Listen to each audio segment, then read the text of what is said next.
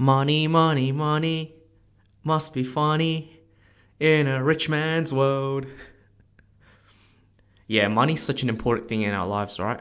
I'm guessing a lot of you have a bank account. You guys have all been to a bank before, used credit cards, debit cards, all that stuff.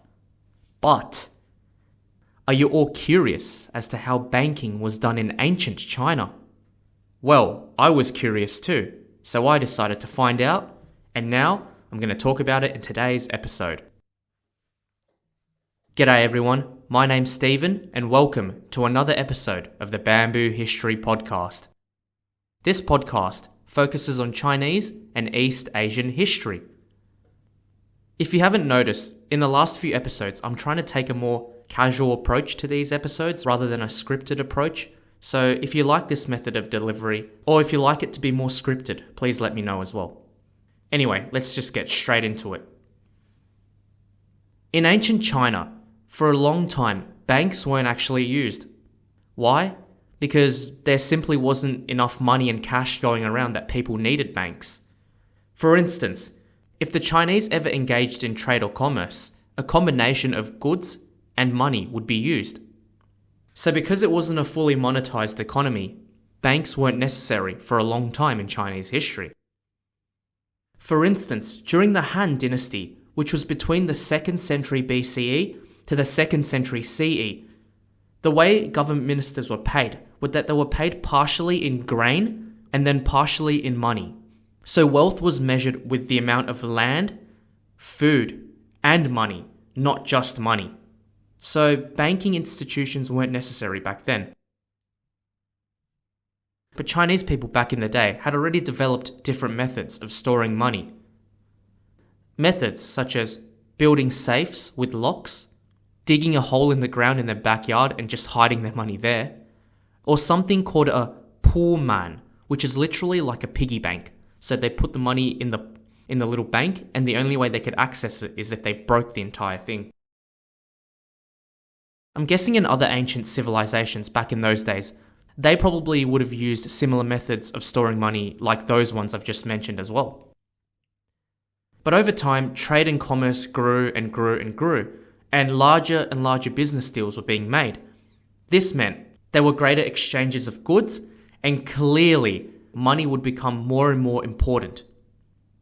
I mean, if you think about it, if you're trading huge amounts of goods, it'd just be a pain in the ass to lug that all around just to do your deals, when it'd be a lot easier just to carry, a little bag of coins, for instance. A really interesting thing I discovered was that during the Northern and Southern dynasties period in China, between the 5th and 6th centuries CE, this is interesting. Temples were actually one of the first institutions that would take money from other people to be stored. This is also known as 寺院金融 or Buddhist temple economy, and it was heavily influenced from India, where Buddhism came from. How it worked was that Buddhist temples weren't just spiritual and religious institutions, they were also economic institutions. Rich people would deposit their money in these temples, and in exchange, they'd receive a receipt of the amount of money they had put into the temple, so they can redeem it later on. This is quite fascinating. I actually never knew that temples were probably one of the first banks that were being used in history. But in terms of, let's say, actual banking institutions, the first one that comes to mind is the Guifang, Guifang, that was developed during the Tang Dynasty. The Tang Dynasty, which was from the 7th to the 10th centuries. So you all must be wondering, what is a Guifang? Well, a Guifang was a type of house that was situated in major cities, normally around markets or areas where a lot of business was being done. Instead of just carrying around your goods all the time and trading with other people, which could become a hassle if you had a lot of things, you could deposit your money or your assets or your goods into the Guifang. And then in exchange, you'd receive like a receipt of some sort with the amount of things that you had deposited. Then, if you needed to access it later on, you could go to the Guifang to retrieve your items or your money. It's sort of like a bank, but it sort of isn't at the same time, because you're not being charged interest that you're putting into the 柜方. Rather, you just need to pay a fee to store your things there. It's more kind of like a storage unit. But conversely, it did have some basic functions like a bank.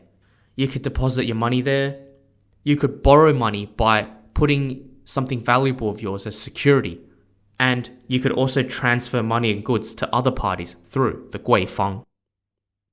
But over time, however, this would be a hassle if it was involving business done in other places, like other cities. 柜方 were only situated in marketplaces in one city. So to solve this, around the 800s, the Tang dynasty developed something called a flying cash, or 飞钱 in Chinese. How the 飞钱 worked was you deposited X amount of things into the 柜方, then you'd be given a piece of paper like a note telling you the amount of things you had. You can then go to somewhere else in another city to collect the item equal to the value of whatever was stated on that note that you received. So that was convenient because you didn't have to travel long distances carrying mountains of cash or mountains of goods. You simply just had to rock up with a note, a little piece of paper, to redeem whatever you wanted.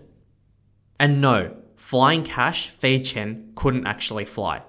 Although I wish it did. Imagine flying cash, like, wee, little bird. Anyway. After the Tang dynasty came the Song dynasty, and during the Song dynasty, something important was invented. The first ever banknote in history was invented during the Song dynasty. This banknote was known as 交子, and it was invented because prior to that, people were using metal coins, which were really heavy, so they thought, instead of using metal coins, why don't we just use paper as money instead? Yeah, this was pretty cool because on the banknote, it would tell you the places where it was illegible, and it could also tell you how much it was worth. The 交子 wasn't purely a banknote that we see nowadays. It was kind of like a promissory note. You could exchange the note for a certain amount of coins, and you'd use the coins, obviously, to do your business or make your purchases. So this became an issue after a while because these paper notes were so easy to issue and to print out. I mean, it's literally just a piece of paper. So you could just get a piece of paper and print out as many as you want. You know, it's just paper as opposed to bronze coins or gold and silver ingots. To make it worse, the government actually didn't regulate this printing as well, and anyone could print out this sort of money, which meant a lot of individual people like merchants were printing out their own money without the governments even knowing. To make it worse, the government were also not backing up this money with enough coins, which meant printing out all this paper money and not having the backing of coins or actual items of value meant that it created lots of inflation, and eventually they stopped using it by the 13th century. In the eras that followed, in the Yuan and the Ming dynasties, the same problem emerged, where they tried to issue banknotes, but because they weren't regulating the printing, inflation happened and they had to stop using it. One example being the 大明宝钞 during the Ming dynasty. But during the Ming dynasty, something else popped up, and this is probably the predecessor to our modern banks. This was known as the qianzhuang, spelt Qianzhuang. The qianzhuang had three main purposes. The first purpose was to exchange money. Because back in the day, during the Ming dynasty, different types of money were being used. Gold ingots, silver ingots, paper currency, and bronze coins. Each of these types of money didn't have a set value on them. So for example, if I wanted to trade with someone and I had 100 bronze coins, I wanted to trade someone in another city, but his item was worth 2 gold ingots. How was I going to make this trade? How many bronze coins equaled an ingot? These problems made trading and doing business hard during the Ming dynasty. So one of the first functions of the qianzhuang was to do currency exchange, whereby they would set the value of how much bronze coins would equal an ingot and so on and so forth. So what I could do is I could go to a qianzhuang with my bronze coins, trade the coins for an ingot or ingots, and then go do my business with the person who only accepted ingots.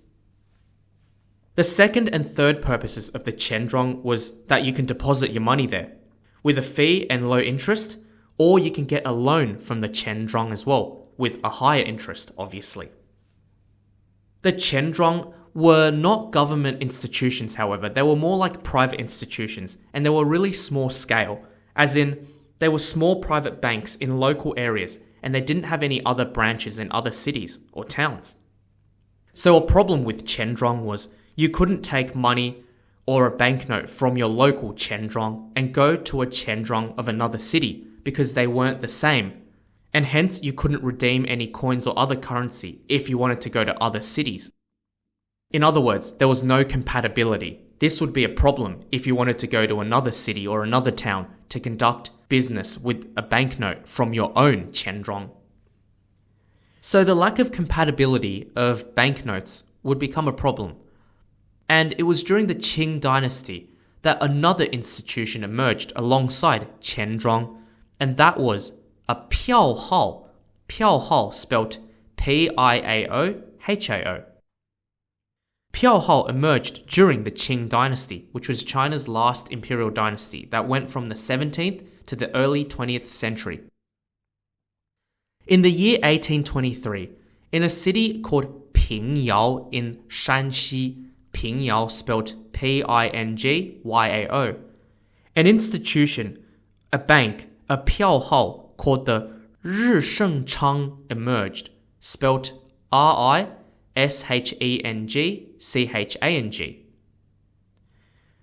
The piaohao Rishengchang was created because merchants constantly needed to carry large amounts of silver to other places to do business. The problem, notwithstanding the fact that it was heavy and it was such a hassle to lug everything around, was the fact that they'd often fall victim to highway robbers or highway bandits along the way, and it'd end up with, cash and goods gone, people dead. And it also wasted a lot of resources to hire security guards to protect them. So instead, why not open a piaohao, a bank, where instead of carrying all those amounts of money, you carry little pieces of paper like bank drafts? I have to note at this stage that you're probably wondering, then what about the guifang I talked about earlier? Wasn't that similar?